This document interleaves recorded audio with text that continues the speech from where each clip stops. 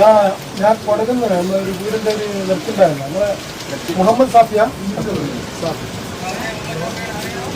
ഞാൻ കൊടുക്കുന്നത് നാൽപ്പത് പറഞ്ഞു വീടിൻ്റെ ഒരു കൂപ്പനത്തിൻ്റെ അല്ല നിങ്ങൾ എത്ര ടിക്കറ്റ് എടുത്തത്? 13 ടിക്കറ്റ്. ഗാലറിയിൽ കയറിയിട്ട് റെഡ്മിയുടെ മൊബൈലിൽ ഗാലറിയിൽ കയറിയിട്ട് ഏത് ഫോട്ടോ സ്ക്രീൻഷോട്ട് എടുത്താലും അതിൽ ആ ഫോൺ ചെയ്തിട്ട് ഒന്നാമത്തെ സമ്മാനം അടിച്ച മുഹമ്മദ് ഷാഫി എന്ന് പറഞ്ഞുകൊണ്ട് അദ്ദേഹത്തിൻ്റെ മകനായ രണ്ടാം ഭാര്യയുടെ അൻവർ എന്ന വ്യക്തിയെ വിളിച്ചുകൊണ്ട് കവിളിപ്പിച്ച് മലയാളികളെ പറ്റിച്ച ഒരു നാടകം. ഹായ് ഫ്രണ്ട്സ്, അസ്സലാമു അലൈക്കും, welcome to my YouTube channel. അപ്പോൾ പാണ്ടിക്കാട് കുഞ്ഞൻ്റെ ലക്കി ഡ്രോ തട്ടിപ്പുമായി ബന്ധപ്പെട്ട പുതിയ വിവരങ്ങളാണ് ഓരോ ദിവസം കഴിയുന്തോറും പുറത്തു വരുന്നത്. കുളിപ്പിച്ച് കുട്ടി ഇല്ലാണ്ടായി പോയി എന്ന് പറയുന്ന പോലെയാണ് പാണ്ടിക്കാട് കുഞ്ഞൻ്റെ ഇപ്പോഴത്തുള്ള അവസ്ഥ. പാണ്ടിക്കാട് കുഞ്ഞൻ ഇപ്പോൾ സിയാറത്ത് നടത്തിക്കൊണ്ടിരിക്കുകയാണ്. തെറ്റുകൾ പൊറുക്കാനും പുറത്തു തരാനുള്ള പോസ്റ്റുകളൊക്കെ ഓരോ ദിവസം കഴിയുന്തോറും അദ്ദേഹം ഫേസ്ബുക്കിലും വാട്സപ്പിലും എല്ലാം അപ്ഡേറ്റ് ചെയ്യുന്നുണ്ട്. അതൊക്കെ നല്ല കാര്യം. എന്നാൽ പുതിയ വാർത്തകളാണ് ഇപ്പോൾ പുറത്തു വരുന്നത്. നമ്മുടെ നാസർക്ക എന്ന് പറയുന്ന പാവപ്പെട്ട കോടീശ്വരൻ ഏകദേശം 2003 ഇലക്ഷന് സമർപ്പിച്ച കണക്കുമായി ബന്ധപ്പെട്ട പുതിയ തട്ടിപ്പിൻ്റെ വിവരങ്ങളാണ് ഇപ്പോൾ പുറത്തു വരുന്നത്. നമുക്ക് ആദ്യമായി അതൊന്ന് ശ്രദ്ധിക്കാം. അദ്ദേഹം അവിടെ കൊടുത്ത അദ്ദേഹത്തിൻ്റെ സ്വത്ത് വിവര കണക്കുകൾ പ്രമാണിച്ച് അദ്ദേഹം 2003 സ്വന്തം സ്ഥാനാർത്ഥിയായിട്ട് കർണാടകയിൽ മത്സരിച്ചത്. 343 വോട്ടെറ്റാൻ വാങ്ങി 8 നിലയിൽ പൊട്ടുകയും ചെയ്തു. അതൊക്കെ നല്ല കാര്യം. ഏതായാലും 2004 അദ്ദേഹത്തിന് അസറ്റായിട്ട് അദ്ദേഹം കാണിച്ചത്, അപ്പോൾ ഒന്നാമത്തത് 2004 സാൻഡ്രോ കാറ്, അതിൻ്റെ മാർക്കറ്റ് വാല്യൂ അദ്ദേഹം കാണിച്ചിരിക്കുന്നത് 1,30,000 രൂപയാണ്. ഏകദേശം 2004 സാൻഡ്രോ കാറ് എന്ന് പറഞ്ഞാൽ ഇപ്പോൾ 2025 ഏകദേശം 19 വർഷം ഏകദേശം പിന്നിട്ടിരിക്കുകയാണ്. യാതൊരു കാരണവശാലും ആ വണ്ടിക്ക് ലോണ് കിട്ടാനുള്ള യാതൊരു സാധ്യതയും ഒരു ബാങ്കും കൊടുക്കാനുള്ള സാധ്യത നമ്മൾ കാണുന്നില്ല. അത് എല്ലാവർക്കും, വണ്ടി ഉപയോഗിക്കുന്ന എല്ലാവർക്കും മനസ്സിലാവുന്ന ഒരു കാര്യമാണ്. അതുപോലെ തന്നെ രണ്ടാമത്തേത് 2017 മോഡൽ ഒരു ടാറ്റ 407 ലോറിയാണ് അദ്ദേഹം കാണിച്ചിരിക്കുന്നത്. അതിൻ്റെ മാർക്കറ്റ് വാല്യൂ അദ്ദേഹം കാണിച്ചിരിക്കുന്നത് 5 ലക്ഷം രൂപയാണ്. ഇതിന് ലോണായിട്ട് അദ്ദേഹം നമ്മുടെ തെരഞ്ഞെടുപ്പ് കമ്മീഷന് കൊടുത്ത കണക്കിൽ കാണിച്ചിരിക്കുന്നത് 6,50,000 രൂപയാണ്. ഈ രണ്ട് വണ്ടിയുടെ മാർക്കറ്റ് വാല്യൂ പോലും കൂട്ടിയാൽ കിട്ടാത്ത തുക എങ്ങനെ അദ്ദേഹത്തിന് ലോണായിട്ട് കിട്ടിയെന്ന് അദ്ദേഹം തന്നെയാണ് തെളിയിക്കേണ്ടത്. അദ്ദേഹം തെരഞ്ഞെടുപ്പ് കമ്മീഷനെ വരെ പറ്റിച്ചിരിക്കുകയാണ് സുഹൃത്തുക്കളെ. തീർച്ചയായിട്ടും ഇദ്ദേഹമാണ് വേദനിക്കുന്ന കോടീശ്വരൻ എന്ന് ഞാൻ പറയാനുള്ള പ്രധാനപ്പെട്ട ഒരു കാരണം. അടുത്ത ഒരു കണക്ക് കൂടി കാണുമ്പോൾ തീർച്ചയായിട്ടും നിങ്ങൾക്ക് ഞാൻ പറയുന്ന കണക്കിലെ വ്യക്തതകൾ തീർച്ചയായിട്ടും നിങ്ങൾക്ക് മനസ്സിലാക്കാൻ വേണ്ടി സാധിക്കും. ഇവരുടെ ഒന്നടങ്കം കേരളത്തിലെ ജനങ്ങളെ അരിയാഹാരം കഴിക്കുന്ന എല്ലാവർക്കും മനസ്സിലാവും, പറ്റിക്കുകയാണെന്ന് യാതൊരു സംശയവുമില്ല. നിങ്ങൾ ഞങ്ങളുടെ വീഡിയോ സബ്സ്ക്രൈബ് ചെയ്യുകയാണ് കാണുന്നതെങ്കിൽ ദയവായി ഞങ്ങളുടെ ചാനൽ ലൈക്ക് ചെയ്ത് സബ്സ്ക്രൈബ് ചെയ്ത ശേഷം കാണാൻ വേണ്ടി ശ്രമിക്കുക. നമുക്ക് അടുത്ത കണക്ക് നോക്കാം. അദ്ദേഹത്തിൻ്റെ ആസ്തിയായി കാണിച്ചിരിക്കുന്നത് 1,34,73,073 രൂപ എന്ന് പറയുന്ന ഒരു കണക്കാണ്. ഏകദേശം 1,34,00,000 രൂപ അദ്ദേഹത്തിന് ആസ്തിയായിട്ട് കാണിച്ചിരിക്കുന്നു. അതുപോലെ തന്നെ അദ്ദേഹം ബാധ്യതയായിട്ട് അവിടെ കാണിച്ചു കൊണ്ടിരിക്കുന്നത് 31,25,000 രൂപ. ഏകദേശം 2023 അദ്ദേഹത്തിൻ്റെ കയ്യിൽ 1,34,00,000 രൂപയുണ്ട്. അതിൽ അദ്ദേഹത്തിന് ബാധ്യത വന്നിരിക്കുന്നത് 31,25,000 രൂപ. ഈ 31 ലക്ഷം കഴിച്ചു കഴിഞ്ഞാലും 1 കോടി രൂപ കയ്യിൽ മിച്ചമുള്ള വ്യക്തിയാണ് 2021 നമ്മുടെ നാസർ മിക്കി എന്ന് പറയുന്ന ഈ മനുഷ്യൻ. അതാ ഞാൻ പറഞ്ഞത്, വേദനിക്കുന്ന കോടീശ്വരനാണ് എന്ന്. അതിനുശേഷമാണ് അദ്ദേഹം പറയുന്ന ബിസിനസ് 3 വർഷം കൊണ്ട് അദ്ദേഹം പറയുകയാണ് എനിക്ക് 1.5 കോടി നഷ്ടം വന്നു. എന്ത് ബിസിനസ് എന്ന് അദ്ദേഹം പറയുന്നുണ്ട്. ഇളനീരേറ്റാൻ കയറ്റി അയച്ചിട്ട് കടം വന്നു എന്നാണ് അദ്ദേഹം പറയുന്നത്.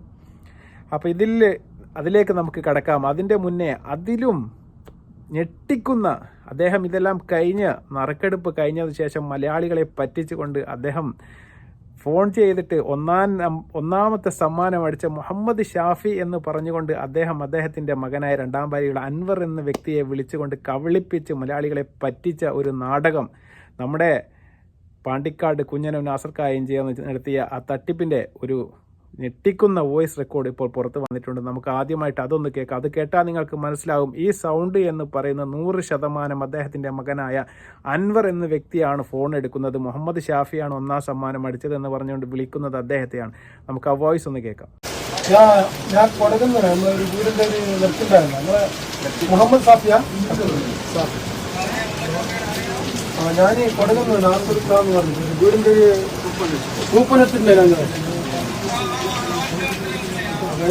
അല്ല നിങ്ങൾ എത്ര ടിക്കറ്റ് എടുത്തത്? 13 ടിക്കറ്റ്. ഗ്യാലറിയിൽ കയറിയിട്ട് റെഡ്മിയുടെ മൊബൈലിൽ ഗ്യാലറിയിൽ കയറിയിട്ട് ഏത് ഫോട്ടോ സ്ക്രീൻഷോട്ട് എടുത്താലും അതിൽ ആ സ്ക്രീൻഷോട്ട് എടുക്കുന്ന സമയമാണ് കാണിക്കുക.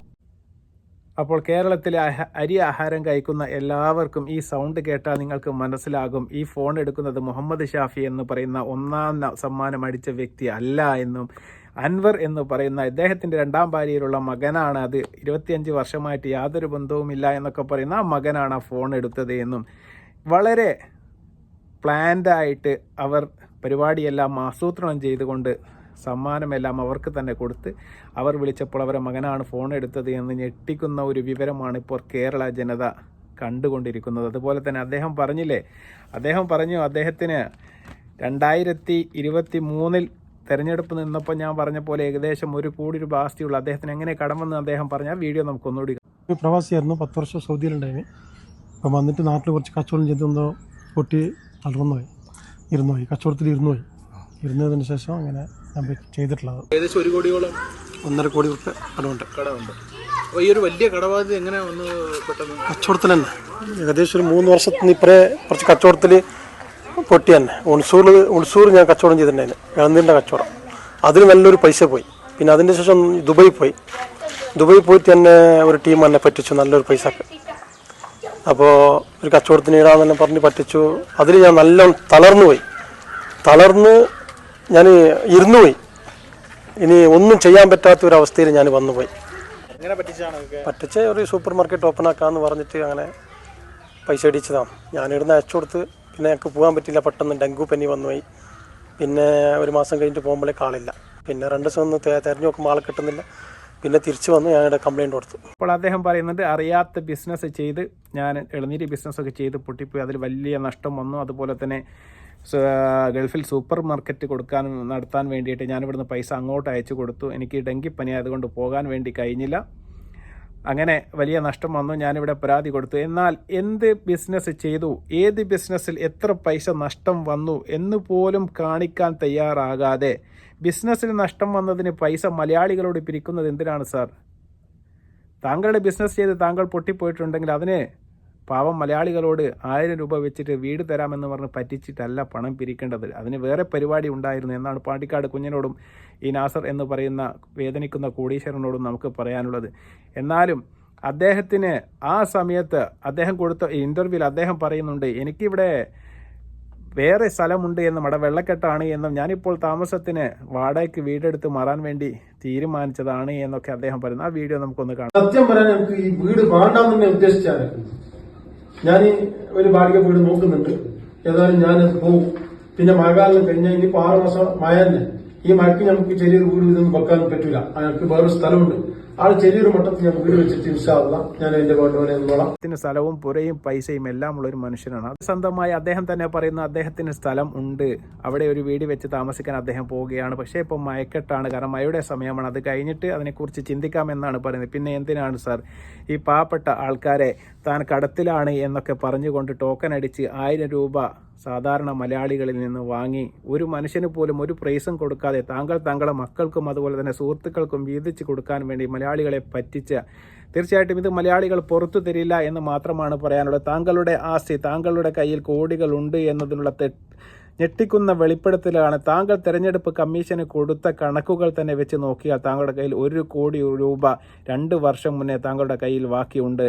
പിന്നെ എങ്ങനെയാണ് താങ്കൾക്ക് 1.5 കോടി രൂപ നഷ്ടം വന്നു കഴിഞ്ഞാലും ഈ 1 കോടി രൂപയെടുത്ത് താങ്കൾക്ക് അത് വീട്ടാവുന്നതേ ഉള്ളൂ? പിന്നെ എങ്ങനെ ഇത്രയും വലിയ ഒരു നഷ്ടം വന്നു എന്ന് കണക്കുകൾ മുൻനിർത്തിക്കൊണ്ട് നിങ്ങൾ നാളെയെങ്കിലും മലയാളികളുടെ മുമ്പിലേക്ക് അത് പുറത്തുവിടേണ്ടത് അത്യാവശ്യമാണ്. കാരണം നിങ്ങൾ പാണ്ടിക്കാട് കുഞ്ഞൻ എന്ന് പറയുന്ന മനുഷ്യനെ കൊണ്ട് നിങ്ങൾ പറയിപ്പിച്ചത് നിങ്ങൾക്ക് 1.5 കോടി രൂപയുടെ കടമുണ്ട്. ആ കടം വീട്ടാൻ മലയാളികൾ ബാധ്യസ്ഥരല്ല. എന്നാലും ഇതൊക്കെ നിങ്ങൾ ആലോചിക്കേണ്ടത്, ഒരു കാരണവശാലും എങ്ങനെ ഒന്നും അറിയാതെ നമ്മുടെ മലയാളികൾ പാവപ്പെട്ടവരായതുകൊണ്ട് തന്നെ എങ്ങനെയെങ്കിലും സഹായിക്കാൻ വേണ്ടിയിട്ട് തുനിഞ്ഞിറങ്ങുന്ന ചില സാധുജനങ്ങളുണ്ട്. അത്തരം സാധുജനങ്ങളുടെ കയ്യിൽ നിന്ന് നിങ്ങൾ പിരിച്ചെടുത്ത ഈ 1000 രൂപയ്ക്ക് ഇന്നല്ലെങ്കിൽ നാളെ ഈ പാണ്ടിക്കാട് കുഞ്ഞനടക്കമുള്ള ആൾക്കാർ മറുപടി പറയേണ്ടതായിട്ട് വരും. അല്ലെങ്കിൽ തലയിൽ മുണ്ടിട്ട് മാത്രമേ താങ്കൾക്ക് കേരളത്തിൻ്റെ തെരുവീതികളിൽ നടന്ന് താങ്കളുടെ പഴയ പരിപാടി ഉടായ്പകളുമായി വന്നാൽ ഇനിയും ജനങ്ങൾ കയ്യും കെട്ടി നോക്കി നിൽക്കില്ല എന്നാണ് പാണ്ടിക്കാട് കുഞ്ഞിനോട് സവിനയം നമുക്ക് പറയാനുള്ളത്. നിങ്ങളും കേൽ ബ്രോ പോലുള്ള ഒരുപാട് ലക്ഷക്കണക്കിന് ഫോളോവേഴ്സുള്ള യൂട്യൂബർമാർ, അവരുടെ സഹായത്തിലാണ് നിങ്ങളെല്ലാം ഇന്ന് കേരളത്തിൽ ഞെളിഞ്ഞു നടക്കുന്നത് എന്ന് നിങ്ങൾ ഒരിക്കൽ കൂടി മനസ്സിലാക്കണം. അല്ലാതെ ഇത്തരം കോടീശ്വരന്മാരെ കയ്യും പിടിച്ച് പാവപ്പെട്ട ജനങ്ങളെ പറ്റിച്ച് കോടികൾ സമ്പാദിച്ചുകൊണ്ട് താങ്കൾ എവിടെ പോയി ഒളിച്ചിരുന്നാലും കേരളത്തിലെ ജനങ്ങൾ താങ്കൾക്കോ അല്ലെങ്കിൽ പാണ്ടിക്കാട് കുഞ്ഞനോ മാപ്പ് തരില്ല എന്നും കാലം തീർച്ചയായിട്ടും സത്യങ്ങൾ പുറത്ത് കൊണ്ടുവരിക തന്നെ ചെയ്യുമെന്നുള്ളത് ഇന്നല്ലെങ്കിൽ നാളെ ഇത് പുറത്തു വരിക തന്നെ ചെയ്യും. അതുപോലെ തന്നെ സമ്മാനമടിച്ച നിങ്ങൾ പറയുന്ന ഷാഫി എന്ന് പറയുന്ന വ്യക്തി തന്നെ പറഞ്ഞു, എനിക്ക് പുറത്തിറങ്ങി നടക്കാൻ വേണ്ടി പറ്റുന്നില്ല, എനിക്ക് ഈ വീട് വേണ്ട. എന്തുകൊണ്ട് നിങ്ങൾക്ക് ആ വീട് തിരിച്ചു വാങ്ങിക്കൊണ്ട് കേരളത്തിൻ്റെ ജനങ്ങളുടെ മുമ്പിൽ ഞങ്ങൾക്കൊരു തെറ്റ് പറ്റിപ്പോയി, ഒന്നുകൂടി ഞങ്ങൾ നറുക്കെടുക്കാൻ പോവുകയാണ് എന്ന് പറഞ്ഞാൽ ഈ ജനങ്ങൾ എല്ലാം തന്നെ നിങ്ങൾക്ക് കൈയടിച്ച് പ്രോത്സാഹിപ്പിക്കുകയും നാളെ നിങ്ങൾക്ക് പ്രോത്സാഹനം തരികയും ചെയ്യും. അല്ലാത്ത കാലത്തോളം നിങ്ങൾ ഈ നടത്തുന്ന ഈ കാട്ടുകള്ളത്തട്ടിപ്പിൻ്റെ ഉത്തരവാദിത്വം ഈ പാണ്ടിക്കാട് കുഞ്ഞനും അതുപോലെ തന്നെ ഈ നാസർ മിക്കി എന്ന് പറയുന്ന മനുഷ്യനും അതുപോലെ തന്നെ ഇത് ചാനൽ സംപ്രേഷണം ചെയ്ത കേൽ ബ്രോ അടക്കമുള്ള എല്ലാ യൂട്യൂബർമാരും ഇതിന് ഉത്തരവാദികളായിരിക്കും. തീർച്ചയായിട്ടും കേരളത്തിലെ ജനങ്ങൾ ഇത് മറക്കില്ല, പൊറുക്കില്ല എന്ന് മാത്രം പറഞ്ഞുകൊണ്ട് വീണ്ടും നല്ലൊരു വീഡിയോയുമായി വരുന്നത് വരെ അസ്സലാമു അലൈക്കും വറഹ്മത്തുള്ളാഹി തആല വബറകാതുഹു.